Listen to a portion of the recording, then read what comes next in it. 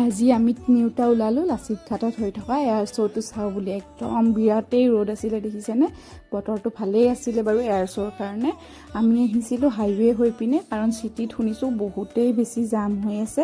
আৰু ডুগু আৰু মই কিন্তু আমি আহিছিলোঁ যদিও এয়াৰ শ্ব' চাবলৈ, আমি একদমেই এয়াৰ শ্ব' চাবলৈ নাপালোঁ, কাৰণ বহুত বেছি ট্ৰাফিক আছিলে।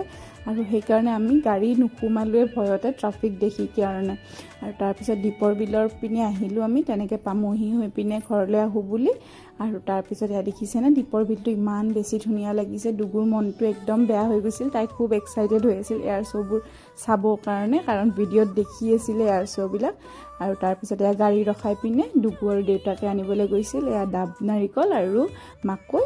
আৰু আমি গোটেইকেইটাই এনেকৈয়ে ৰাতিপুৱাৰ টাইমখিনি ছানডে বুলি এনজয় কৰিলোঁ। আৰু এয়া ময়ো অকণমান খাই ল'লোঁ। আজিলৈ এইখিনিয়ে। ভিডিঅ'বোৰ চাই কেনেকুৱা পাই জনাবলৈ নাপাহৰিব দেই মোৰ।